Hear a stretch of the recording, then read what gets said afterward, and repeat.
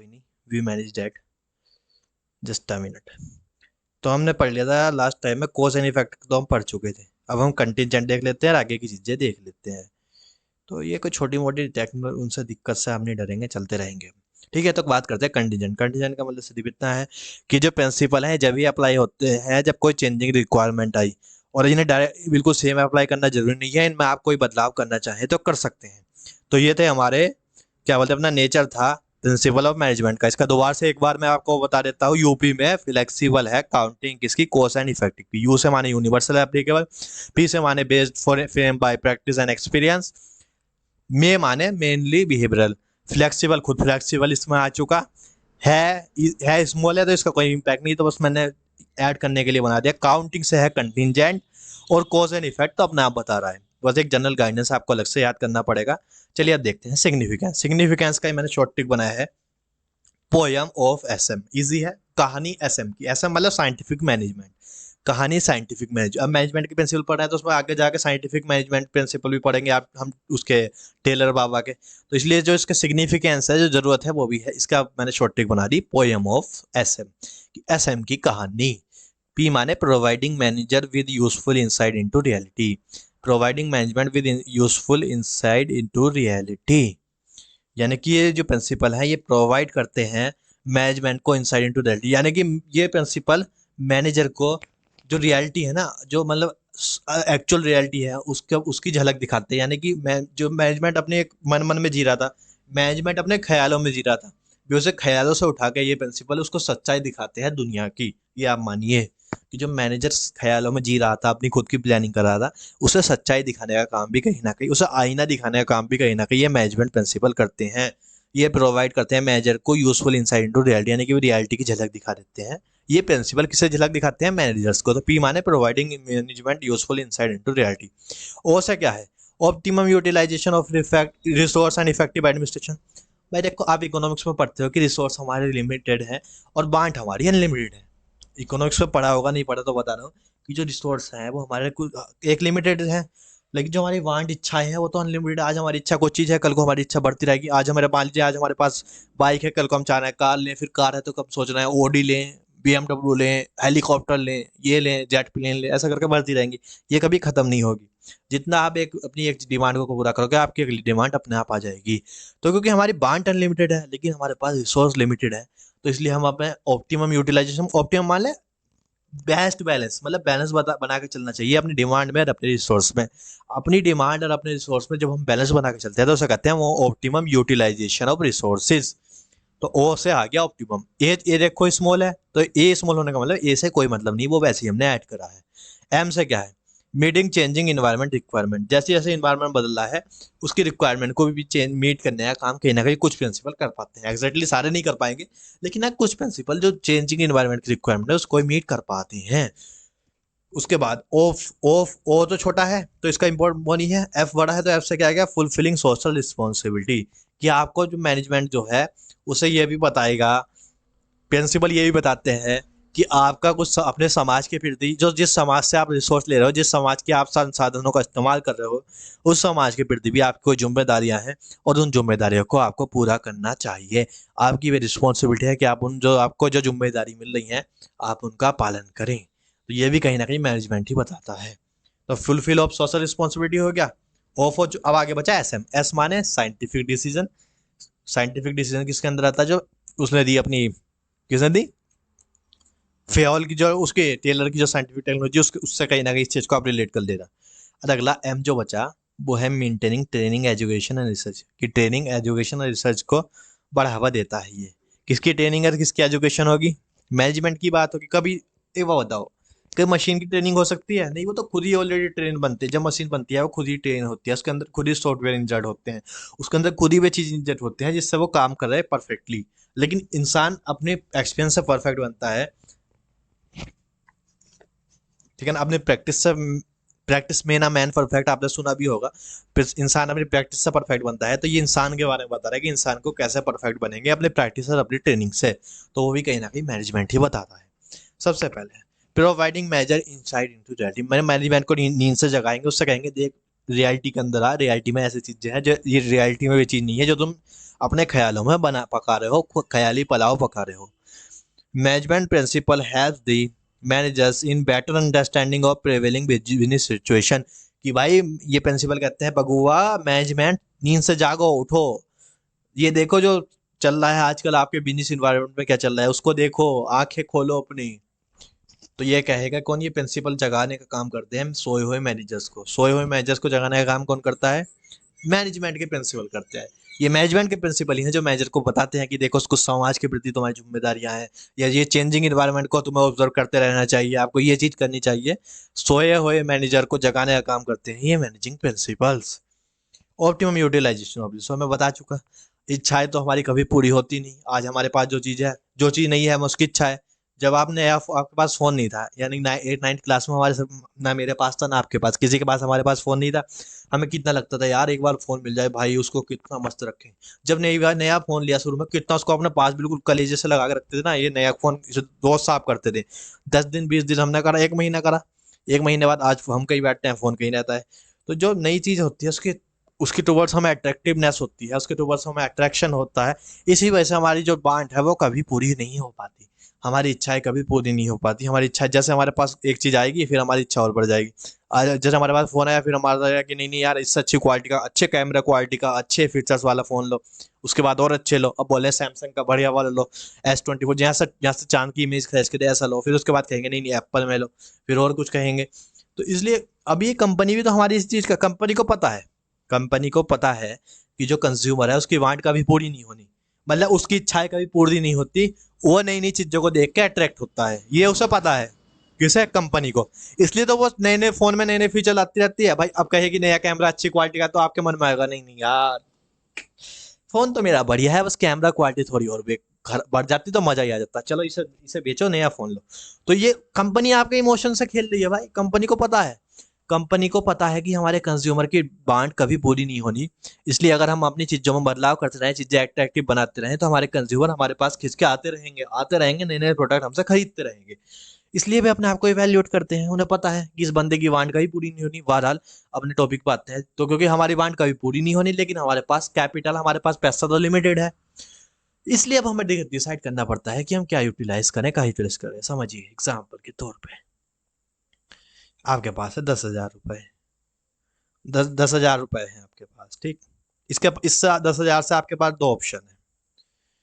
10,000 के पास से आपसे दो ऑप्शन है। आप या तो आप फोन ले लो एक, या आप अपने कॉलेज स्कूल की फीस पे कर दो, स्कूल की या ट्यूशन की फीस पे कर दो। आप मुझे बताइए, अगर एज ए स्टूडेंट नहीं, एज अ अपना मतलब जैसे पर्सनल पर्पस होता है, तो आपकी इच्छा क्या होती है? मेजोरिटी केस में, मेजोरिटी जो बच्चे होते हैं उनकी इच्छा होगी यार फोन ले लो, फीस तो पेरेंट्स दे देंगे। भाई देखो सच बात बोलता है मैं, तो ये अब इच्छा होगी।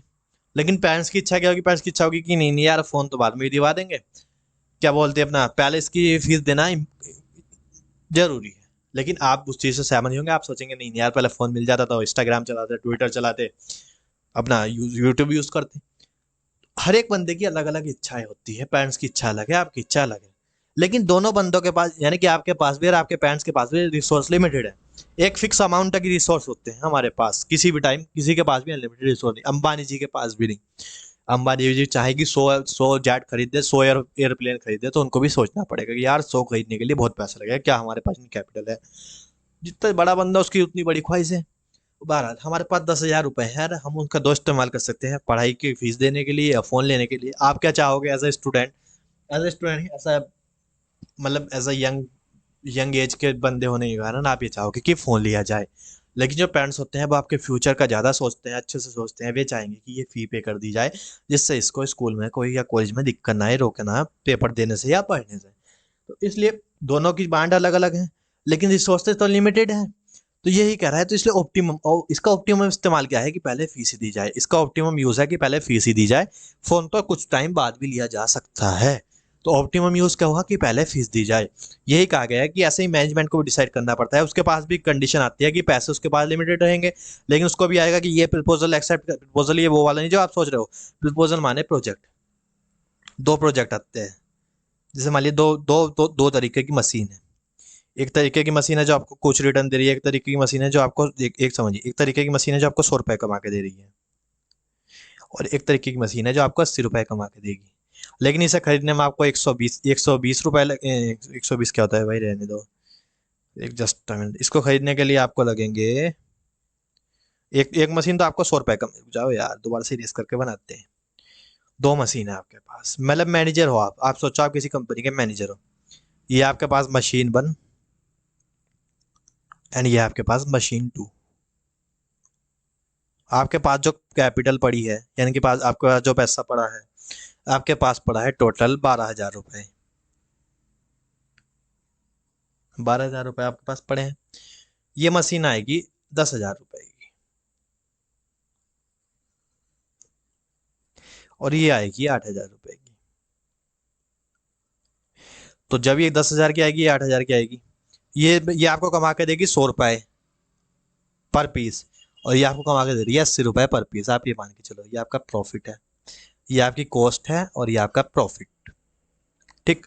अब आप मैनेजर समझो, आप समझो आप उस कंपनी के मैनेजर जिसके पास 12,000 रुपए पड़े हैं, आप किस मशीन की तरफ जाना चाहोगे? अब आप देखोगे कि आपके और खर्चे हैं या नहीं है, तो कितने एक्सटेंड तक है, कैसे है, और क्या उन खर्चों को टाला जा सकता है। अगर आपके और कोई खर्चे नहीं, तो आप बिंदास 10,000 वाली खरीद दोगे, 2,000 तो आपके पास बचे हैं। लेकिन आपके पास एक और खर्चा है, एक अलग सा खर्चा है जो कि है 4,000 रुपए का। एक अलग सा खर्चा है जो कि है 4,000 रुपए का, और वो खर्चा ऐसा है जिसे आपने टाला तो आपको लॉस होएगा, लेट सपोज 2,000 रुपए का। उस खर्चे को टालने से आपको लॉस होएगा 2,000 रुपए का। अब आप सोच के मुझे दिमाग से बताओ, और आप जो आप यूनिट बनाते हो, वो आप यूनिट बनाते हो 10। आप ऐसा मान लो आप मशीन से 10 यूनिट ही बना पा रहे हो, यानी कि जो आपको प्रॉफिट होगा पहले केस में होगा 1,000 रुपए का। 10 को रुको ज़्यादा बनाऊंगा, दूसरे केस में बनेगा 800 रुपए का। तो आप मान लो 20, तो इसे कर दो 800 से 1,600, ये मानो आप 20 कि आप बना पाते हो 20 यूनिट।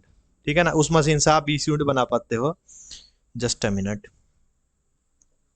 इस मशीन से आप 20 यूनिट बना पाते हो, तो इस केस में कितना बनेगा? 100 रुपए, यानी कि आप 2,000। इस केस में आप 2,000 रुपए कमा पाओगे, लेकिन इस केस में आप कमा पाओगे 1,600 रुपए ही। ठीक। तो आपका प्रॉफिट कितना बढ़ा है? अगर आप मशीन 1 ले रहे हो एज कम्पेयर टू मशीन 2, तो आपका प्रॉफिट कितना बढ़ेगा? 400 रुपए की बढ़ोतरी हो रही है।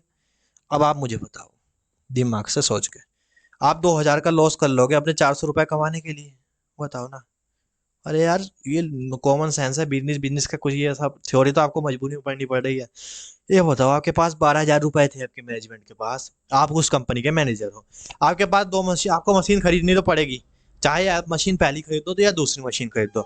अगर आप पहली मशीन खरीदोगे तो वो 10,000 की आएगी, और वो 100 रुपए पर यूनिट कमा के देगी, पर पीस कमा के देगी। दूसरी मशीन जो है वो 8,000 की आएगी, लेकिन वो आपको 80 रुपए पर पीस कमा के दे रही है। आपके पास 12,000 रुपए है, लेकिन 4,000 रुपए का आपके पास अदर एक्सपेंस आ गया, अदर खर्चा आ गया, और ऐसा खर्चा आ गया जिसे आप टाल नहीं सकते। अगर आप उस खर्चे को टाल रहे हो तो आपको लॉस भुगतना पड़ेगा 2,000 रुपए का, ये फिक्स है। अगर आपने इस खर्चे को नहीं करा तो आपको 2,000 रुपए लगेंगे तो लगेंगे, फिक्स। ठीक, खर्चा होगा, लॉस होगा आपका। अब आप मुझे बताओ, आप इस कंपनी के मैनेजर, रिसोर्स आपके पास लिमिटेड है, आपके पास 12,000 रुपए हैं, लेकिन आपकी चाहते क्या है? आपकी चाहते है कि पहली मशीन भी खरीद लो और ये लॉस भी ना हो, लेकिन ऐसा प्रैक्टिकली नहीं हो सकता। आपको या तो पहली मशीन या दूसरी मशीन में से एक चुनना पड़ेगा। अगर आपने पहली मशीन चुनी तो आपको ये 2,000 रुपए भुगतने पड़ेंगे, क्यों? आप अलग के 4,000 रुपए आप पे नहीं कर सकते, क्योंकि आपके पास सिर्फ 2,000 रुपए बचेंगे। आप अगर दूसरी मशीन खरीद लेते हो तो आपको ये लॉस नहीं होगा, आपको दूसरी मशीन खरीद भी पाओगे, ये जो पे कर पाओगे 4,000, जिसकी वजह से आपको 2,000 का लॉस नहीं आ पाएगा। अब आप सोचिए दिमाग से, आपके रिसोर्सेज अनलिमिटेड हैं भाई, रिसोर्स तो 12,000 तक है, लेकिन आपकी चाहते अनलिमिटेड, आपके चाह रहे आप चाह रहे पहली मशीन भी खरीद लो और ये 4,000 रुपए वाला पे कर दो, लेकिन ऐसा पॉसिबल नहीं है। अब ये आपके ऊपर डिसाइड, अब आप इस चीज को ऑब्जर्व करोगे, इवेल्युएट करोगे मैनेजर के तौर पर, आप देखोगे कि अगर हम पहले दूसरी मशीन ना खरीद के पहली मशीन खरीदते तो हमें कितने रुपए का फायदा हो रहा है। जो 20 यूनिट बना पा रहे हो आप, ऐसा मान के चलो, तो आपको फायदा कितने रुपए का हो रहा है? सिर्फ 400 रुपए का। लेकिन आपको लॉस कितने का हो रहा है? 2,000 रुपए का। अब आप मुझे बताइए, आप मैनेजर हो उस कंपनी के, तो आप क्या करोगे? आप दूसरी मशीन खरीदोगे या पहली? ऑब्वियसली आप ऐसे केस में दूसरी मशीन खरीदोगे, क्यों? क्योंकि आपको पहली मशीन पर आने में जितना प्रॉफिट नहीं हो रहा उससे ज्यादा का तो आपका लॉस हो रहा है, क्योंकि आपके रिसोर्स लिमिटेड है। तो इसे कहते हैं ऑप्टिमम यूटिलाइजेशन, कि इस तरीके से यूटिलाइज करना अपने लिमिटेड रिसोर्स को, यानी कि अपने 12,000 को, जिससे आपको मैक्सिमम गेन हो, आपको आप लॉस के अंदर ना आए, आपको मैक्सिमम मैक्सिमम गेन हो, आप लॉस की सिचुएशन में ना आए। इस तरीके से इस्तेमाल करने को ही कहते हैं ऑप्टिमम यूटिलाइजेशन। आई होप आप ये सब नोट कर लेना अपने तरफ से, अपने नोट्स के अंदर। मैं ऐसे कर रहा हूँ इरेज बार बार। तो मैंने आपको दिखा दी कंडीशन कैसी, ये तो एग्जांपल दिया, ऐसी बहुत कंडीशन आपको फेस करनी पड़ेंगी जब आप किसी कंपनी के मैनेजर बनोगे।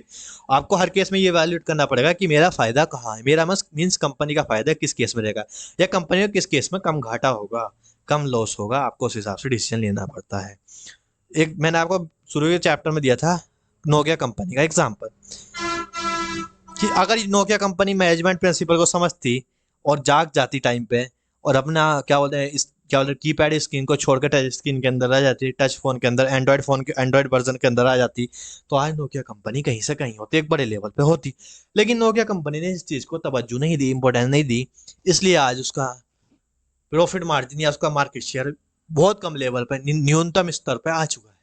इसलिए ये कह रहा है कि आपको जो चेंजिंग है उसको आप चेंज करने के लिए आपको मैनेजमेंट प्रिंसिपल की हेल्प लेनी पड़ सकती है कुछ केस में। तो आपको चेंजिंग इन्वायरमेंट की तो फुलफिलमेंट करना ही पड़ेगा, नहीं करोगे तो आप नोकिया बन जाओगे। अब आपको नोकिया तो बनना नहीं है, आपको तो सैमसंग बनना है। तो अगर आप सैमसंग बनना चाहते हो तो आप इन्वायरमेंट को स्कैन करते रहो और वो देख ये चीज़ देखते रहो कि इस केस में हम किसी भी प्रिंसिपल को कैसे इस्तेमाल कर सकते हैं बेस्ट तरीके से। आपको क्योंकि आप पब्लिक के रिसोर्स इस्तेमाल कर रहे हो, पब्लिक का सोसाइटी के पेड़ पौधों का इस्तेमाल कर रहे हो, सड़क का इस्तेमाल कर रहे हो, क्या पता है लैंड का इस्तेमाल कर रहे हो, तो आपकी सोसाइटी का आप सोसाइटी को पोल्यूट कर रहे हो, एयर पोल्यूशन कर रहे हो, वाटर पोल्यूशन कर रहे हो। भाई सब फैक्ट्री से होता है, किसी एक पर्टिकुलर नहीं, सब फैक्ट्री से होता है। तो आपकी कुछ जिम्मेदारियां भी है कि आप उनके लिए कुछ वेलफेयर करो। अगर आप कोई प्रोफेशनल कोर्स करोगे +2 के बाद, वहाँ पे आपको पढ़ाया जाएगा CSR एक्सपेंट, यानी कॉर्पोरेट सोशल रिस्पॉन्सिबिलिटी का एक फिक्स खर्चा होता है। जैसे ही आपका प्रॉफिट एक लिमिट को तोड़ता है, तो आपको एक फिक्स परसेंटेज सोसाइटी के वेलफेयर में लगाना, मतलब सामाजिक कार्यों में कुछ पैसा लगाना पड़ता है। ये लोन है कहाँ है, ये आपको मजबूरी में करना ही पड़ेगा। जब आप बड़ी कंपनी बनोगे और आप एक लिमिट से ज़्यादा प्रॉफिट कमाओगे, अंधा पैसा कमाओगे, उस केस में आपको उस पैसे का एक पर्टिकुलर परसेंटेज, एक फिक्स परसेंट है जो आपको सामाजिक कामों में लगाना पड़ेगा। तो वहां जाके आपको कंपलसरी कर दिया। लेकिन जो आपके मान लीजिए आपकी दुकान है या आप पार्टनरशिप के अंदर हो, उस केस में आपको कंपलसरी नहीं है, लेकिन फिर भी आपको करना चाहिए। अगर आप पार्टनर हो तो भी आपको करना चाहिए, क्योंकि आप भी पब्लिक के सोसाइटी के रिसोर्स का इस्तेमाल कर रहे हो। साइंटिफिक डिसीजन, एक हम बात कर रहे हैं ऐसी मेनली, है ना यार, जैसे मैनेजमेंट चल रहा है, जैसे 20 साल से चल रहा है वैसे चला लो। एक कह रहा है कि 20 साल को जाए तो जो प्रिंसिपल में कहा है, जो हमारे आज के टाइम की मांग है, आप उस चीज के ऊपर जाओ। मानो 20 साल पहले ये था कि जो भी मान लीजिए कपड़ा बन रहा था, ज्यादातर था ये 20 साल पहले ये था कि जो कपड़ा बनता था वो आदमी हाथ से बुनते थे, यानी कि लेबर इंटेंसिव टेक्नोलॉजी थी। यहाँ पे भी मैनमेड बुलन क्लॉथ्स बनते थे या मैनमेड क्लॉथ्स बनते थे मेनली। अब जो टेक्नोलॉजी की या जो अब जो इन्वायरमेंट की डिमांड है, अब है कि आप आइए टेक्नोलॉजी पे, आप मैन मेड से टेक्नोलॉजी पे शिफ्ट होइए, ये डिमांड है। आप कह रहे हो नहीं नहीं, आप कह रहे हो नहीं नहीं, हमारे पूर्वज जो थे, हमारी जो पहली जनरेशन थी, वे अपनी मैन मेड हाथ से बुनते थे, हम भी हाथ से बुनेंगे। एक लिमिट तक ये चीज़ सही भी लगती है, लेकिन ये एग्जैक्टली पूरा ठीक नहीं है। अब डिमांड की, अब जो डिमांड है, यानी कि जो इन्वायरमेंट की मांग है, वो टेक्नोलॉजी की मांग है। तो अगर आप टेक्नोलॉजी से बने हुए कपड़े बनाओगे तो आपको ज़्यादा प्रॉफिट मार्जिन होगा, आप ज़्यादा अच्छी फिनिशिंग ला पाओगे। तो अब आपको टेक्नोलॉजी पे आना चाहिए। तो ये कह रहा है आपको ब्लाइंड फेथ नहीं करना चाहिए अपने ट्रेडिशन पे। अपना जो आपकी पहली चीज़ें चली आ रही हैं उन पे ब्लाइंड फेथ ना करके, आप लॉजिकली आप लॉजिकली प्रिंसिपली मैनेजमेंट प्रिंसिपल को इस्तेमाल करिए, उनमें जो लिखा है उन चीज़ों को मान लीजिए। यानी कि अपने पुराने जो आपकी परंपराएं फिर चले आ रहे हैं, परंपरा ये रिलीजन वाली नहीं है, परंपरा ये बिजनेस वाली, ये बिजनेस में परंपरा चली है। जैसे यहाँ पे परंपरा चली है कि बंदे हाथ से बुनी हुई चीजें बेच रहे थे। अब उनको देख रहा है कि यार टेक्नोलॉजी अच्छी आ चुकी है, टेक्नोलॉजी अच्छी फिनिशिंग दे रही है, अच्छी क्वालिटी दे रही है, तो अब टेक्नोलॉजी की तरफ शिफ्ट कर लो यार। ये थोड़ी ना है कि 4 पीढ़ी पहले से भी हाथ से बुन रहे थे तो आज भी हाथ से ही बुनेंगे। तो ये जैसे अपनी चीजें बदली है, तो साइंटिफिक मैनेजमेंट क्या का डिसीजन का मतलब है साइंटिफिकली सोचो। साइंटिफिकली सोचने वाला ये नहीं केमिकल घोल लो, साइंटिफिकली सोचो मतलब क्रिटिकल एनालिसिस करो, अच्छी थिंकिंग करो, ओपन माइंडेड रहो। ओपन माइंडेड रह के ये सोचो कि क्या हम जो परंपराएं चलाते आ रहे हैं अपनी बिजनेस के अंदर, उन परंपराओं को फॉलो करना आज के टाइम पे बेनिफिशियल या फ्रूटफुल है या नहीं है।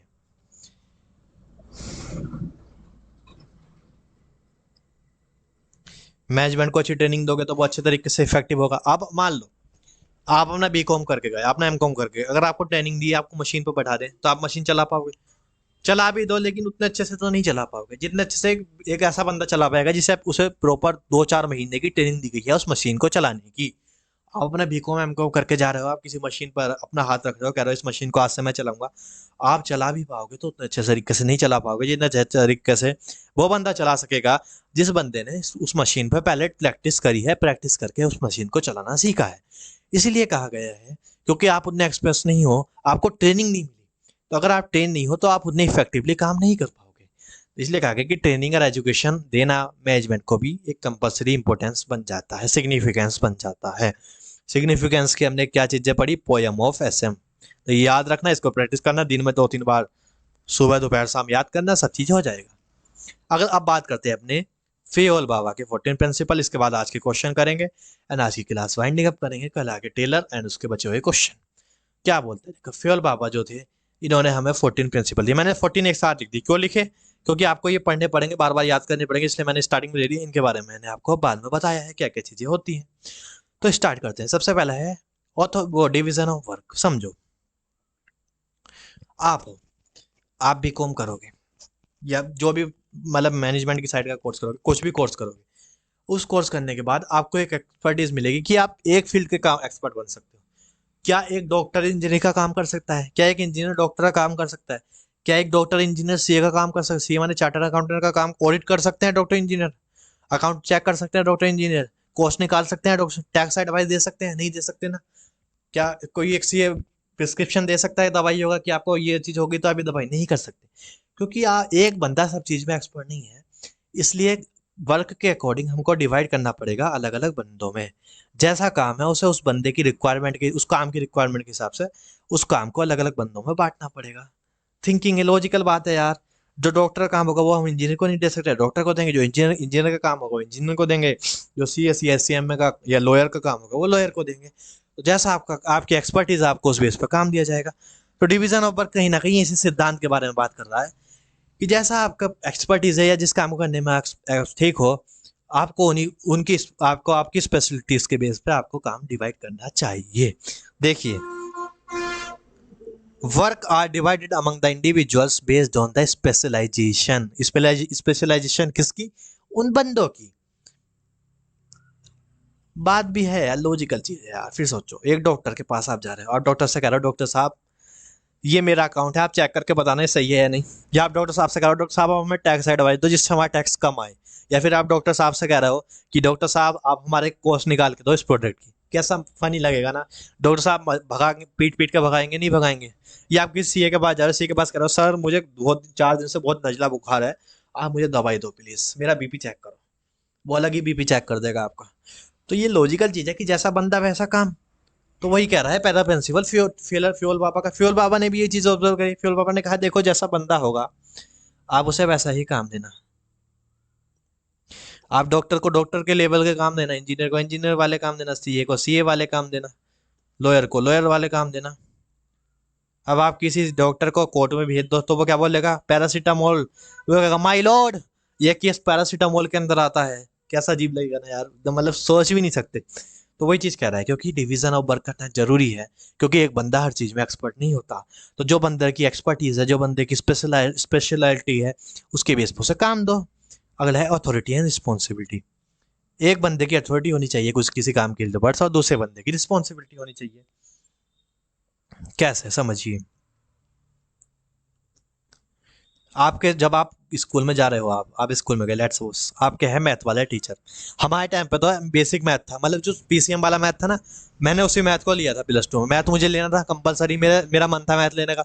और हमारे टाइम पे अप्लाइड मैथ आता नहीं था, तो हमने मेन वाला मैथ लिया था। तो मान लीजिए एक मैथ के टीचर है,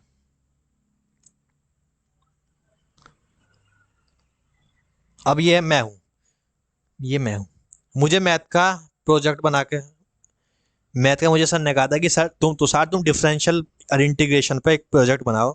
डिफरेंशियल डिफरेंशिएशन एंड इंटीग्रेशन पे एक प्रोजेक्ट बना के दो। ठीक, ऐसा मुझे सर ने कहा था। तो ये प्रोजेक्ट मैं जिसे दूंगा वो मैं किस बंदे को दूंगा? क्या मैं ये जाके अकाउंट वाले सर को पकड़ा दूं प्रोजेक्ट कि सर, अकाउंट वाले सर कहूँगा सर ये लीजिए, ये मैंने डिफरेंशियल इंटीग्रेशन पे प्रोजेक्ट बनाया है, आप चेक कर लीजिए। कितना मजा लगेगा यार। अकाउंट वाले सर को मैथ का काम थोड़ी ना देंगे। मैथ का काम चेक करने की अथॉरिटी किसके पास है? मैथ वाले सर के पास है, जिन्होंने हमें वो दी है रिस्पॉन्सिबिलिटी। जिस बंदे ने हमें रिस्पॉन्सिबिलिटी दी है, हम उसी की अथॉरिटी है ना उस काम को देखना। जिस बंदे ने हमें रिस्पॉन्सिबिलिटी दी है उसके काम उस अथॉरिटी को देखना। मैथ वाले सर ने मुझे रिस्पॉन्सिबिलिटी दी थी कि तुषार तुमको प्रोजेक्ट बनाना है डिफरेंशियल इंटीग्रेशन पे, या फिर कहें तो सेट रिलेशन फंक्शन पे, या फिर कहें तो परम्यूटेशन एंड कॉम्बिनेशन पे, या फिर कहें तो अपना क्या बोलते हैं अपना 3D ज्योमेट्री वगैरह ये सब इन पे। तो ये जो रिस्पॉन्सिबिलिटी दी है मुझे, दी है मैथ वाले सर ने। तो जिसने मुझे रिस्पॉन्सिबिलिटी दी मुझे जवाब देनी भी तो उसी की बनेगी, यानी उसकी पास ही तो अथॉरिटी है मेरा काम चेक करने की, जिसने मुझे कोई काम दिया है। अब जब अकाउंट वाले सर ने मुझे मैथ का काम ही नहीं दिया तो मैं अकाउंट वाले सर के पास क्यों ले जाऊंगा यार? ये सोचो फनी हो जाएगा नहीं हो जाएगा? ये बात बताओ यार, मतलब क्या बोलूं मैं। अकाउंट वाले सर के पास तुम लेके जाओगे, सर से कहोगे, हो सकता है सर को मैथ आता हो, मैं ये नहीं कह रहा, को टीचर को आता है, लेकिन अगर मानो अकाउंट वाले सर को मैथ नहीं आता तो कैसा फनी लगेगा यार। तुम अकाउंट वाले सर के पास कह रहे सर ये डिफरेंशियल इंटीग्रेशन का काम, बे सर भगाएंगे पीट पीट के, सर कहेंगे अकाउंट का काम तो होता नहीं, मैथ का काम चेक करा रहे हो मुझसे, आओ मैं दो इंटरनल में आना, तुमको इंटरनल में मैं देता हूँ 20 out of 20, आना मेरे पास। कितना फनी लगेगा ना यार। जिसने हमें काम दिया हम उसे तो जवाब देंगे ना, या जिसने हमें रिस्पॉन्सिबिलिटी दी उसी के पास ये अथॉरिटी है कि वो हमारे उस काम को देख सके। लॉजिकल चीज है नहीं है? ये बताओ। तो यही प्रिंसिपल मैनेजमेंट में होता है कि जिसने हमारे पास काम दिया उसी के पास अथॉरिटी है हमारे काम को चेक करने की। लेकिन मैनेजमेंट में एक चीज और आ जाती है एक्स्ट्रा, एक चीज और आ जाती है एक्स्ट्रा, अभी बताऊंगा क्या आती है।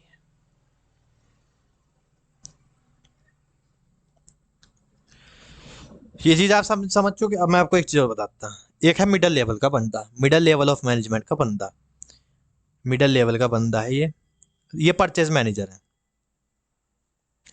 ये परचेज मैनेजर, इसके पास क्या अथॉरिटी होगी आप मुझे बताओ? इसके पास ये अथॉरिटी होगी कि ये परचेज कर सके रॉ मटेरियल की, क्योंकि परचेज लेवल का बंदा है तो इसकी अथॉरिटी क्या होगी कि रॉ मटेरियल खरीद सके। इसके पास ये अथॉरिटी है, लेकिन इसकी एक जिम्मेदारी भी है। इसकी रिस्पॉन्सिबिलिटी क्या है? इसकी रिस्पॉन्सिबिलिटी है कि ये सस्ता भी नहीं तो एक अच्छे अमाउंट पर खरीद के ला के दे, एक रीजनेबल अमाउंट पे वो मेटल खरीद के ला के दे, यानी रीजनेबल अमाउंट पर खरीद के ला के देना चाहिए नहीं चाहिए। अब ये बंदा है, ये बंदा चालू है, मिस्टर चालू है, मिस्टर चालू ही है, मिडिल लेवल मैनेजमेंट है कंपनी का, इसका परचेज मैनेजर था ये, ठीक। इसका काम था मेटल खरीद के लाना, रॉ मेटल खरीद के लाना बाहर से। मिस्टर चालू चालू है अपने नाम से, जैसे इसका नाम है। ये अपने गए रिश्तेदार के पास, इसके रिश्तेदार की एक रॉ मेटल की दुकान थी, मिस्टर चालू के रिश्तेदार की रॉ मेटल की दुकान थी। मिस्टर चालू ने कहा अपने रिश्तेदार से कि भाई देख, जो मेन मार्केट थे वो मुझे 44 का सामान दे रही है, लेकिन तू अपना भाई अपना रिश्तेदार है, तू मुझे 50 का दे, 6 रुपए पर पीस एक्स्ट्रा लगा, 50 का मुझे दे, 3 रुपए तू अपने पास रखना, 3 रुपए मैं अपने पास रखूंगा। इसके पास अथॉरिटी थी, इसने अपने अथॉरिटी का मिस यूज करा, ओवर राइट कर दिया। लेकिन इसने अपनी रिस्पॉन्सिबिलिटी पूरी करी नहीं करी ना यार। इसकी रिस्पॉन्सिबिलिटी थी अच्छे अमाउंट पे लेकर आना, 44 का था तो कम से कम 43-42 पे लेकर आता, नेगोशिएशन करता। बंदा अपने रिश्तेदार से महंगा लेकर आ रहा। तो वही कह रहा है देखो कि अथॉरिटी और रिस्पॉन्सिबिलिटी के बीच में बैलेंस होना चाहिए। किसी बंदे के पास अगर अथॉरिटी पावर है तो वो उसका मिसयूज ना करे, और अगर मिसयूज कर रहा है तो जो उसके ऊपर के सुपीरियर है वो चीज़ पे उसके खिलाफ एक्शन ले। तो ये प्रिंसिपल कहता है, सिद्धांत यही कहता है कि आपके पास अथॉरिटी है और आपके पास रिस्पॉन्सिबिलिटी है, तो आप उनका बैलेंस बना के रखिए। यानी कि रॉ मटेरियल और अच्छे अमाउंट का आप बैलेंस बना के रखिए। आप ऐसा ना करिए कि आपको पास कुछ अधिकार दे दिए तो अधिकारों का मिसयूज कर रहे हैं और अपनी रिस्पॉन्सिबिलिटी से भाग रहे हैं। आप अपनी रिस्पॉन्सिबिलिटी से मत भागिए, ठीक। अगला देखिए, just a minute, sorry for noise. अगला है डिसिप्लिन। भाई देखो, अनुशासन, प्रतिष्ठा, परंपरा का पालन तो होना ही चाहिए। अनुशासन होना कंपलसरी है। अगर डिसिप्लिन नहीं हुआ तो कोई भी काम आप अच्छी तरीके से कर ही नहीं पाओगे। आप अपनी क्लास में देखो यार, जब आप क्लास में जाते हो, हर एक क्लास में, हमारे काम हमारे टाइम में भी थे। जब मेरा मेरा +2 हुए, अभी 4 साल हुए हैं, 3-4 साल हुए हैं। जब मेरा +2 हुआ था, हमारे टाइम में एक बंदा था, उसका नाम तो मैं नहीं लूंगा। एक बंदा था, तो जैसे ही कोई टीचर क्लास से बाहर जाते थे, ये क्लासरूम है, जैसे ही कोई टीचर इस क्लासरूम से बाहर गए वो आवाज निकालता था, हु हा ही, जना कौन कौन सी आवाज निकालता था मैं आपको बता नहीं सकता। इतना हाई हल्ला कर देते थे। एक ग्रुप था, ऑल दो मैं भी उसी ग्रुप में था, लेकिन मैं कंट्रोल में रह के करता था चीजें। ऐसा करता था कि मेरा नाम ना आए, करता मैं सब था लेकिन नाम ना आए। तो जो एक बंदा है, ग्रुप होते हैं ऐसे, हर क्लास में ग्रुप होते हैं, हम भी, हमारा एक ग्रुप था। लेकिन हमारे ग्रुप में दो एक बंदे थे जिन्हें सर ने पकड़ लिया था। अब सर ने जिस एक बार सर जिसको पकड़ लेते हैं फिर तो सर उसे ही पेलते हैं, सबको पता होगा, आपको ही पता होगा। तो भाई दो दो बंदों का नाम आगे आता था, और हम 3 बंदे बैकग्राउंड में मजा करते थे, नॉइस हम भी करते थे, लेकिन नाम उन 2 बंदों का आता था। तो यही कह रहा है डिसिप्लिन। अगर किसी जगह डिसिप्लिन नहीं होगा तो वहां ऐसे बंदे आएंगे या ऐसा ग्रुप ऑफ बंदे का बन जाएगा जो अनुशासन नहीं रखेगा, या कहें तो जो चीजों को अच्छे तरीके से नहीं करेगा। भाई एक क्लास का पर्पस क्या होता है आप बताओ? एक क्लास का पर्पस ये होता है कि वहां शांति से पढ़ाई हो, शांति से पढ़ाई की बातें हो, या मजाक मस्ती हो तो लिमिट में हो। ऐसा नहीं है, हमारे टीचर थे बहुत अच्छे टीचर थे, मजाक मस्ती टाइम मजाक मस्ती भी कर लेते, लेकिन जब पढ़ाई चलती थी तो स्ट्रिक्टली चलती थी। कुछ टीचर ऐसे थे जो स्ट्रिक्ट थे लेकिन हम उनसे मजाक मस्ती भी करते थे, कुछ टीचर ऐसे तो बिल्कुल स्ट्रिक्ट थे, उनसे मजाक मस्ती हम कर ही नहीं पाते थे। तो बहरहाल वो हर एक टीचर का अपना अपना मतलब होता है, पर्पस होता है, हर एक टीचर की अपनी अपनी चॉइस होती है। तो अगर किसी क्लास का पर्पस, तो ये क्लास का पर्पस ये होता है कि बच्चे आके पढ़े और शांति से पढ़ के जाएं। लेकिन अगर क्लास में डिसिप्लिन नहीं होगा, अच्छा मॉनिटर नहीं होगा, मॉनिटर था अपना यार, अब मॉनिटर अपना यार तो वो अपना नाम तो देने का नहीं, मॉनिटर कहता सर सब बढ़िया, जिन जो बंदे आवाज नहीं कर रहे उनका नाम दे रहा है। तो ऐसा क्यों कब चलेगा? ऐसा जब चलेगा जब क्लास में डिसिप्लिन नहीं होगा। सेम तरीके से अगर बिजनेस में डिसिप्लिन नहीं होगा तो वहां भी ऐसी हाई रोल मचेगी। भाई ऐसा अगर बिजनेस में डिसिप्लिन नहीं होगा तो लोग तो अपनी मनमानी करेंगे ना, जैसे क्लास में एक स्टूडेंट अपनी मनमानी कर लेता है, ऐसे बिजनेस में अपनी मनमानी चलेगी। तो बिजनेस में ये मनमानी ना चले इसलिए कहा गया है कि बिजनेस के अंदर डिसिप्लिन होना जरूरी है। Discipline involve obedience to all agreements to employees contract and the rules and regulation। जो उस ऑर्गेनाइजेशन के रूल्स है रेगुलेशन है उसे फॉलो करना चाहिए, किसी डिसिप्लिन कहलाता है। Good supervision, clear and fair agreement and justice penalty are virtual component of the successful of the following. जब एक प्रिंसिपल एक उसके देखो समझो, एक बात आता है ये एग्रीमेंट, जब भी आप किसी बिजनेस में जाओगे आपके साथ एक एग्रीमेंट बनाते हैं, वे कहते हैं आपके ये काम है आपको ये करने हैं और हमारे ऑर्गेनाइजेशन के रूल है, अगर आपने रूल तोड़े तो आपके खिलाफ एक्शन लिया जाएगा। पहले बता देते हैं कि हमारे ऑर्गेनाइजेशन के भाई रूल नंबर 1 ये है, रूल नंबर ये 2 है, 3 है, 4 है। आप लड़की के साथ मतलब आप फीमेल स्टाफ के साथ इंटरेक्शन एक लेवल तक कर सकते हैं, ये नहीं कर सकते, आप इस टाइम के बाद नहीं आ सकते, इस टाइम से पहले आपको छुट्टी नहीं मिलेगी, ऐसा पूरा रूल देंगे। अगर वे रूल ना दे तो पता चल रहा है कि यहाँ पे फीमेल इंस्ट्रक्शन में सारे के सारे मेल इधर ही घूम रहे हैं, काम इधर चल रहा है। या फिर कहें तो आना था 9 बजे आ रहे हैं भाई 12 बजे, सो के उठ के आ रहे हैं 12 बजे, जाना था 8 बजे जा रहे हैं 4 बजे, बोले नहीं हम गवर्नमेंट वाले एम्प्लॉय की तरह काम करेंगे। ऐसा करके कहाँ चल पाएगा? कोई मैनेजमेंट काम कर पाएगा इस तरीके से? आप बताइए कोई, क्या कोई मैनेजमेंट ऐसे इन्वायरमेंट में काम कर पाएगा? नहीं कर पाएगा ना, इसलिए कहा गया डिसिप्लिन होना जरूरी है। जैसे एक क्लास के स्टूडेंट को मैनेज करने के लिए क्लास में डिसिप्लिन होना चाहिए, इस तरीके से बिजनेस के मैनेजर्स को मैनेज करने के लिए, बिजनेस को अच्छे तरीके से मैनेज करने के लिए वहां भी डिसिप्लिन रिक्वायर्ड है। यूनिटी ऑफ कमांड, इसका एग्जाम्पल मैं आपको देता हूँ। आपका ग्रुप होगा, एक ग्रुप में होता है अपने भाईचारा, 4 बंदों के ग्रुप है इसमें भाईचारा है।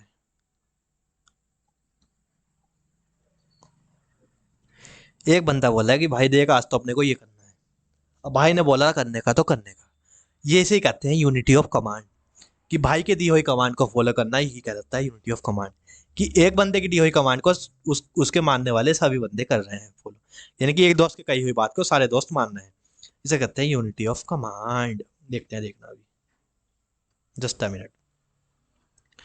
It defines a principle which an employee should only be answerable to a single boss and receive order from single boss. It aims to prevent dealing subordinate. It finally outcomes better performance of employee। देखो समझो, मैं example दे चुका, अगर एक बार बताओ simple they दिया, दोबारा से वो एग्जांपल लो। जैसे 4 दोस्त थे, अगर पहले दोस्त ने कहा कि यार तुम तीनों दोस्तों को ये काम करना है, तो अब हमको किसने डायरेक्शन दी? एक बंदे ने डायरेक्शन दी। अब हम तीनों दोस्त किसके एक दूसरे के लिए आंसरेबल थोड़े ना है, हम तीनों दोस्त जवाबदेही किसके प्रति है?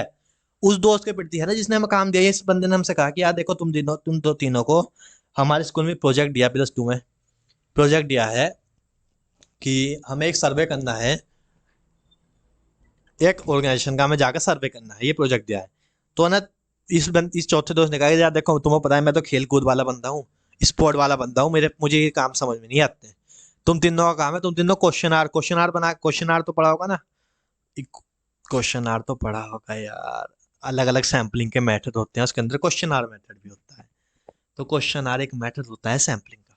तो कह रहा है कि क्वेश्चन आर बना के लाना तुम तीनों और मुझे देख देना, जो कि क्योंकि मैं हेड हूँ, क्वेश्चन आर बना के ला के देना मुझे देना, और जब हम जाएंगे सर्वे पे, जब हम फैक्ट्री के सर्वे पे जाएंगे तो मैं उन क्वेश्चन आर को देख के क्वेश्चन पूछ लूँगा। मुझे तो क्वेश्चन का आता पता नहीं क्योंकि मैं तो स्पोर्ट वाला बंदा हूँ, लेकिन तुम ना देखना। तो इस केस में बताओ किसने दी कमांड? कमांड दी एक दोस्त ने, दोस्त नंबर 1 ने। दोस्त नंबर 1 की दी हुई कमांड को फुलफिल करा बचे हुए 3 दोस्त ने। अब उनका वे किसे आंसरेबल है? क्या आपस में एक दूसरे को आंसरेबल नहीं?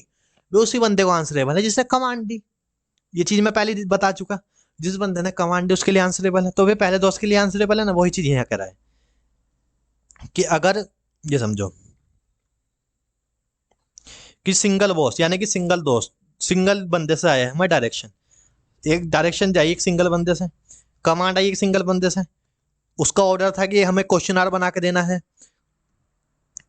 और हम उसके एज अ सबऑर्डिनेट की तरह डील कर रहे हैं। अगर ये ऐसा नहीं हुआ तो दूसरा बंदा तीसरे से कहे, तीसरे को बताएगा, तीसरा चौथे को बताएगा और चौथा फिर पहले दूसरे बंदे को बता देगा, तो पहले बंदे के पास तो कोई क्वेश्चन आर पहुंच ही नहीं पाएगा ना। तो इसलिए पहले बंदे ने कहा देखो तुम तो सब अलग अलग अपने क्वेश्चन बना के लाना और सब क्वेश्चन ला के मुझे दे देना। ये इसलिए फायदेमंद है कि अगर ऐसा नहीं हुआ तो उस केस में आपस में दिक्कत रहेगी, टाइम ज्यादा वेस्ट होगा और वे दो तीनों बंदे आपस में डिस्कस करते रह जाएंगे, क्वेश्चन आर कभी बन के आएगा ही नहीं अच्छे तरीके से। तो इसलिए कहा गया कि ये यूनिटी ऑफ कमांड होना चाहिए कि आपका एक सिंगल बॉस होना चाहिए, एक सिंगल बंदे के लिए आप आंसरेबल होने चाहिए, वही आपको क्वेश्चन देगा, आपके पास आपको वो देगा और आपको उसी के लिए जवाबदेही होनी चाहिए। या वन बाय वन इंटरेक्शन होना चाहिए, मैनी बाय वन नहीं होना चाहिए। इसे कहते हैं वन बाय वन इंटरेक्शन कि एक बंदा ही रिस्पॉन्सिबल है और एक बंदा ही कमांड दे रहा है। रिस्पॉन्सिबल ये वाला है, कमांड ये दे रहा है। जब वन बाय वन इंटरेक्शन होता है तो उस केस में चीजें अच्छे तरीके से इफेक्टिवली आती हैं। लेकिन अगर मैनी बाय वन है तो आप खुद सोचो, ये बंदा बेचारा पागल हो जाए, इसे आंसर दे रहा है, फिर इसे आंसर दे रहा है, फिर इसे आंसर दे रहा है, फिर इसे आंसर दे रहा है, यार कितने बंदों को आंसर देता फिरेगा, इतना आंसर देने में रह जाएगा इस तरीके से। तो इसलिए कह रहे हैं कि इस केस में दिक्कत रहेगी। जब मैनी बाय वन की सिचुएशन होगी तो दिक्कत आएगी, इसलिए कहा है कि वन बाय वन की कमांड होनी चाहिए, एक ही बंदे से एक ही बंदा अपना बॉस होना चाहिए जिससे हम आंसरेबल हो। यूनिटी ऑफ डायरेक्शन, देखो ऊपर भी एक बंदा था, यहाँ भी एक बंदा है, लेकिन यहाँ पूरे के पूरे ग्रुप का एक सिंगल प्लान है, या फिर कहें तो पूरे पूरे ग्रुप का एक सिंगल ऑब्जेक्ट है। क्यों समझो, परचेज डिपार्टमेंट एक ग्रुप है, बंदों का ग्रुप है ना। इनका इनका क्या ऑब्जेक्ट है, इनका ऑब्जेक्ट सेल कराना है, इनका ऑब्जेक्ट अच्छा प्रोडक्ट बनाना है, इनका ऑब्जेक्ट एचआर करना है, इनका ऑब्जेक्ट एडवर्टाइजमेंट करना है, नहीं है ना। इनका ऑब्जेक्ट है कि अच्छे तरीके से रॉ मेटेरियल को प्रोक्योर करे, अच्छे तरीके से रॉ मेटेरियल का मैनेजमेंट करे। इनका इनका प्रोग्राम वही है। तो सारे बंदों का ग्रुप का एक बॉस होगा, इनका बॉस तो एक ही एचआर मैनेजर। एचआर मैनेजर इस डिपार्टमेंट का बॉस होता है। एचआर कह रहा हूँ, अरे यार, परचेज मैनेजर, परचेज मैनेजर होता है परचेज डिपार्टमेंट का हेड, ये हम पढ़ चुके। परचेज डिपार्टमेंट का जो हेड होता है वो होता है परचेज मैनेजर। तो परचेज मैनेजमेंट सिंगल बॉस है, लेकिन इस डिपार्टमेंट का भी एक सिंगल ऑब्जेक्ट है, क्या, रॉ मटेरियल को अच्छे तरीके से परचेज करना, प्रिक्योर करना। Purchase and procurement of raw material in effective way is the objective of purchase department. कि परचेज डिपार्टमेंट का यही काम है कि अच्छे तरीके से वो प्रिक्योर और मैनेज कर सके रॉ मटेरियल का, क्योंकि अब इसका काम ही ये है, एक सिंगल ऑब्जेक्ट है, पूरे का पूरा ग्रुप एक सिंगल ऑब्जेक्ट के लिए कर रहा है। तो इसे कहते हैं यूनिटी ऑफ डायरेक्शन, कि एक परचेज मैनेजर की डायरेक्शन पे पूरे का पूरा डिपार्टमेंट काम कर रहा है एक सिंगल ऑब्जेक्ट के लिए। जबकि ऊपर के केस में ऐसा नहीं है, सिंगल ऑब्जेक्ट नहीं था। यूनिटी ऑफ कमांड में सिंगल ऑब्जेक्ट होना जरूरी नहीं है। यूनिटी ऑफ कमांड में क्यों सिंगल ऑब्जेक्ट, मान लीजिए ये है सीईओ। अब सीईओ कह रहा है कि हमें अपना ग्रोथ करनी है, फर्म की 20% ग्रोथ करनी है सब चीजों में, ओवरऑल ग्रोथ करनी है। तो ये तो ग्रोथ को परचेज मैनेजर को भी करना पड़ेगा, सेल मैनेजर को भी करना पड़ेगा, एचआर को भी। तो यहाँ तो जनरल ऑब्जेक्ट आ गया, तो इसे कहेंगे यूनिटी ऑफ कमांड। कमांड ले चुके हैं। अब ये हर एक डिपार्टमेंट के जो मैनेजर है, ये इसी सीईओ के लिए आंसरेबल है और सीईओ ने सर इन्हें डायरेक्शन दी है। लेकिन जब ये पर्टिकुलर ऑब्जेक्ट पाएंगे तो फिर ये तो अलग अलग हो गया ना भाई। परचेज मैनेजर का अलग ऑब्जेक्ट है, सेल मैनेजर का अलग ऑब्जेक्ट है, एचआर मैनेजर का अलग है, इसके बाद अपना एडवर्टाइजमेंट वाले का अलग है, प्रोडक्शन वाले का अलग है, सबका अलग अलग है। तो जब एक ग्रुप जिनका सेम ऑब्जेक्ट है, जिनका कॉमन ऑब्जेक्ट है, वे किसी एक बंदे की डायरेक्शन में यानी कि परचेज मैनेजर की डायरेक्शन पर काम करेंगे, उसमें केस में कहेंगे unity of direction. Unity of command और यूनिटी ऑफ डायरेक्शन में थोड़ा सा फर्क आ जाता है। यूनिटी ऑफ कमांड जब आता है जब क्या बोलते हैं पर्पस सिंगल नहीं होता, या फिर कहें तो कमांड तो एक ही बंदा दे रहा है लेकिन वो ओवरऑल ऑर्गेनाइजेशन के लिए दे रहा है, तो जब आता है यूनिटी ऑफ कमांड। लेकिन यूनिटी ऑफ डायरेक्शन जब आता है जब एक डिपार्टमेंट वाला होता है, जब एक डिपार्टमेंट वाला जो अपने ग्रुप के सारे जिनका सेम ऑब्जेक्ट है अपने सेम ऑब्जेक्ट के ग्रुप वालों को लिए ऑर्डर देता है। आई होप आपको ये क्लियर होगा। सबऑर्डिनेशन ऑफ इंडिविजुअल इंटरेस्ट और जनरल इंटरेस्ट, हर एक बंदे का खुद का भी पर्पस होता है, पूरी ऑर्गेनाइजेशन का भी पर्पस होता है। खुद का पर्पस क्या होगा, एक आप किसी कंपनी में काम करोगे, आपका पर्पस क्या होगा, सैलरी बढ़े, सैलरी में इंक्रीज हो, अदर नॉन मॉनेटरी बेनिफिट मिले, अदर बेनिफिट बढ़े, और छुट्टी भी ठीक ठाक मिलती रहे, एक आध दो चार, एक हफ्ते में, एक हफ्ते भी नहीं तो महीने की 4-5 छुट्टी तो मिलती रहे यार। आदमी को घूमना फिरना भी होता है, पर्सनल वाइफ वाइफ तो पर्सनल ही होती है यार, मैं क्या बोल रहा हूँ, पर्सनल लाइफ इंजॉय करनी पड़ती है, तो पर्सनल लाइफ के लिए भी उसे टाइम मिलना चाहिए। तो ये उसके पर्सनल ऑब्जेक्ट हो जाते हैं। लेकिन एक ऑर्गेनाइजेशन के भी ऑब्जेक्ट होते हैं। ऑर्गेनाइजेशन के ऑब्जेक्ट क्या होते हैं कि वो ग्रोथ करे, सब चीज़ बढ़िया तरीके से चले, ग्रोथ हो एक्सपांशन हो ओवरऑल। तो एक बात बताओ, आपका ये पर्सनल ऑब्जेक्ट है, ये ऑर्गेनाइजेशन का ऑब्जेक्ट है। अब आप मैनेजर हो, आपका फर्ज क्या है? आपका फर्ज ये है, फ्योल बाबा ने कहा कि देखो तुम्हारा फर्ज ये है कि अगर ऐसी सिचुएशन आ रही है जहां आपका personal object versus organisation object का सिचुएशन बनी है, यानी कि ऐसी सिचुएशन है जहां आपका पर्सनल ऑब्जेक्ट ऑर्गेनाइजेशन के ऑब्जेक्ट से लड़ रहा है, यानी कि उनके बीच में वर्सेस वाली सिचुएशन है, तो आप ऑर्गेनाइजेशन के ऑब्जेक्ट को तवज्जो दीजिए। एग्जाम्पल के तौर पर, आपके छुट्टी का दिन है आज, आप छुट्टी पे जाने ही वाले हो, 2 दिन के घूमने जा रहे थे, लेकिन ऑर्गेनाइजेशन में काम बढ़ गया, ऑर्गेनाइजेशन में काम एक्स्ट्रा आ गया। ऐसे केस में कंपनी तो आपको फोर्स करती नहीं, लेकिन आपको आपकी खुद की नैतिक जिम्मेदारी थी कि आप अगर वो हॉलीडे पैकेज या कोई चीज अगर टाल सकती है तो टाल दीजिए। क्यों? अगर आज अपना वो छुट्टी आप कैंसिल करके ऑर्गेनाइजेशन में टाइम दोगे, जिसकी वजह से ऑर्गेनाइजेशन को फायदा होगा ना, तो आपके बॉस की नज़र में आपकी एक अलग इमेज बन जाएगी। आपके बॉस कहेंगे यार ये बंदा बहुत बढ़िया है, ये अपना फायदा नहीं देखता, ये पूरी ऑर्गेनाइजेशन का फायदा देखता है, यार इसको इंसेंटिव दो, इसको ग्रोथ करो, इसको बढ़िया आगे बढ़ाओ। और अगर आप तो आपने 2 दिन की छुट्टी त्यागी, आपका बॉस कहेगा यार तूने उस टाइम पे 2 दिन चाहिए, जा तुझे 4 दिन की छुट्टी, तू पहले कहाँ जाने जा रहा था? कुल्लू मनाली घूमने जा रहा था ना, जा फौरन जा स्विट्जरलैंड, स्विट्जरलैंड जा, फैमिली को लेकर 4 दिन बाद आना, घूम का मस्त। सारा खर्चा कौन करेगी? कंपनी करेगी। पहले तो तू खुद करता, अब कंपनी करेगी। तो आप कुछ ऑर्गेनाइजेशन को दोगे तो ऑर्गेनाइजेशन आपको रिटर्न में बहुत कुछ देती है यार। तो यही कह रहा है कि आप अपना पर्सनल ऑब्जेक्ट परे को हटा, मतलब परे को ना, सॉरी, लेमैन लैंग्वेज होगी, आप अपना personal object side side side कर देना, एक अलग साइड पर कर देना, और ऑर्गेनाइजेशन के ऑब्जेक्ट को फॉलो करना। यही कह रहा है कि ऑर्गेनाइजेशन का कुछ ऑब्जेक्ट होता है और पर्सन का भी कुछ ऑब्जेक्ट होता है। तो पर्सन को अपना ऑब्जेक्ट छोड़ के ऑर्गेनाइजेशन के ऑब्जेक्ट को प्रायोरिटी देनी चाहिए, यही प्रिंसिपल कहता है। अगला है रेम्यूनरेशन टू एम्प्लॉय। एक कहावत है कि मजदूर के पसीना सूखने से पहले उससे उसकी मजदूरी मिल जानी चाहिए। यही इसी के बेस पे ये वाला भी बना है कि जो रेम्यूनरेशन है पेमेंट को, बंदे को वो फेयर मिलना चाहिए, मैनेजर को भी और एम्प्लॉय को भी। आप मैनेजर या एम्प्लॉय के रेम्यूनरेशन के साथ कोई छेड़छाड़ ना करें। कोई ऐसा नहीं कि मुझसे काम तो करा रहे हो 10 घंटे का और आप उसको सैलरी दे रहे हो 5 घंटे की, बहुत गलत बात हो जाएगी यार। बंदे के साथ इंजस्टिस हो रहा है, प्लस वो बंदा आपकी ऑर्गेनाइजेशन को कभी अपनी ऑर्गेनाइजेशन की तरह मानेगा ही नहीं। जिस ऑर्गेनाइजेशन के बंदे से आप 10 घंटे काम करा के 5 घंटे की सैलरी दे रहे हो, ऐसी ऑर्गेनाइजेशन आपका बंदा, वो बंदा आपको कभी और अपनी ऑर्गेनाइजेशन मानेगा ही नहीं। उसको लगेगा ही नहीं ये मेरी ऑर्गेनाइजेशन है। तो उसको उस हिसाब से रेमुनेशन, फेयर रेमुनेशन दो यार, अच्छे से दो। तो यही कह रहा है। अगला सेंट्रलाइजेशन एंड डिसेंट्रलाइजेशन। कि सेंट्रलाइजेशन करता है जैसे बड़ी बड़ी ऑर्गेनाइजेशन होती है, मान लीजिए छोटे ऑर्गेनाइजेशन तो एक बंदा सारी अथॉरिटी अपने पास रखेगा और सबको काम देगा, और वे सारे बंदे उस एक बंदे के लिए रेस्पॉन्सिबल होंगे। जैसे छोटी दुकान है, गरा इलेक्ट्रॉनिक्स देखी होगी, तारक मेहता का उल्टा चश्मा, उसमें जेठालाल ही सब चीज देखता था, सब चीज के लिए नट्टू का आकार भागा उसके लिए लायबल है। लेकिन अब सोचो बड़ी है, जियो है, तो जियो में क्या मुकेश अंबानी जी सारा काम संभाल लेंगे खुद? भाई एक आदमी, मतलब क्या बोलो, उसकी मेंटल स्टेट बिगड़ जाएगी अगर वो सारा काम देखने लगे बड़ी ऑर्गेनाइजेशन का। इसलिए कहा कि अगर छोटे ऑर्गेनाइजेशन है तो आप सारा काम सेंट्रलाइज कर लीजिए, मतलब एक बंदा सारा काम मैनेज कर लेगा। लेकिन बड़ी ऑर्गेनाइजेशन है तो आपको डिसेंट्रलाइज करना पड़ेगा। और लास्ट है स्केलर, ये है स्केलर चैन। ये देखो फिलो है, मान लीजिए डी को कोई बात जी को पता नहीं, स्केलर चैन क्या करता है? डी को कोई बात जी को पता नहीं है ना, तो डी डायरेक्ट जी के पास नहीं जाएगा, डी सी के पास जाएगा, सी बी के पास, बी ए के पास, ए के पास, ई एफ के पास, और जी। ऐसे हैरारकी बनी रहती है, एक ऑर्गेनाइजेशन में हैरारकी बनी रहती है, जिस केस में एक बंदा दूसरे बंदे से अगर कोई इंटरेक्ट करना चाह रहा है तो वो एक फ्लो, एक साइकिल के थ्रू जाता है, एक फ्लो ऑफ चैन के थ्रू जाता है। तो इसे कहते हैं स्केलर चैन, जहाँ फॉर्मल लाइन होती है अथॉरिटी की, जहाँ पे एक बंदा अपनी बात दूसरे बंदे तक पहुंचाने के लिए एक चैन के थ्रू गुजरता है, इसकी एक लाइन के थ्रू गुजरता है। लेकिन इसकी एक एक्सेप्शन है जो है गैंग प्लैंक। गैंग प्लैंक क्या कहता है? ये इमरजेंसी के केस में लग जाती है। ये क्या, ये फैसिलिटी क्या करता है? मान लीजिए कोई इमरजेंसी है, सुनो आई बताता। ये बंदा है, एक सेकंड, ये बंदा है बी बंदा है घोटालेबाज। अब इसके किसी घोटाले का डी को पता चल गया, इसके किसी बी घोटाले का डी को पता चल गया। डी को ये बात बतानी है जी को। अगर डी इधर से जाएगा तो ये तो इससे आगे बात बढ़ नहीं देगा, यहाँ ही दबा देगा। तो उस केस में गैंग प्लैंक एक्टिव हो जाता है, बी डायरेक्ट जी के पास जा सकता है। ठीक है ना?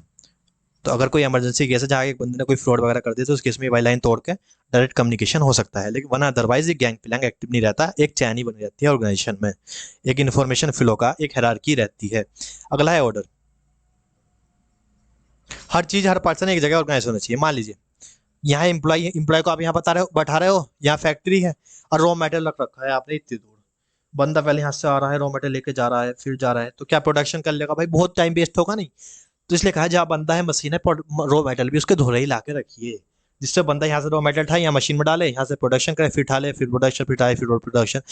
तो अगर रॉ मेटेरियल की जहाँ बंदा बैठा है फैक्ट्री में मशीन के पास, अगर रॉ मेटेरियल उससे बहुत दूर है, तो उस बंदे को बार बार लेने जाना पड़ेगा, तो उसका टाइम वेस्ट होगा, ऑर्डर वेस्ट होगा। तो इसलिए कहा है हर एक चीज़ एक अच्छे ऑर्डर में होनी चाहिए, जिससे टाइम की वेस्टेज ना हो,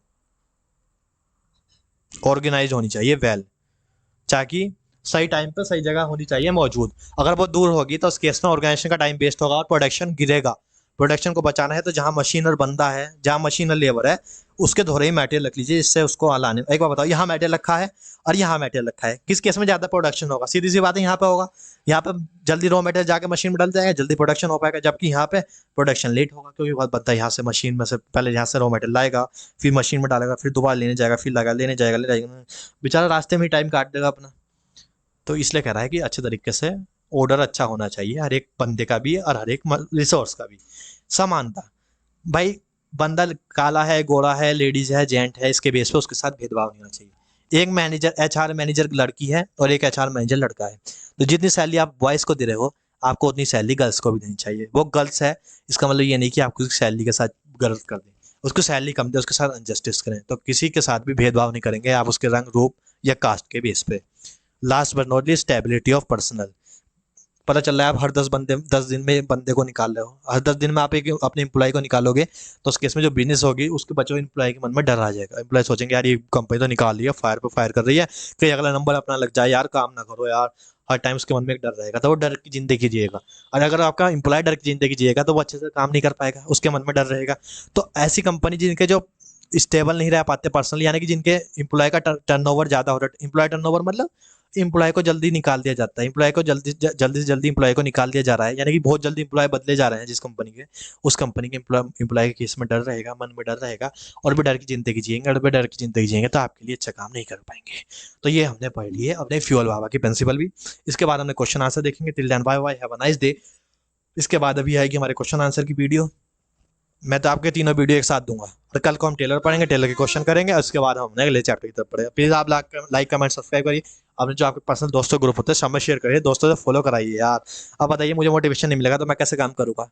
तो मेरा भी मोरल बढ़ाइए थोड़ा। चलिए ठीक है, till then bye bye, have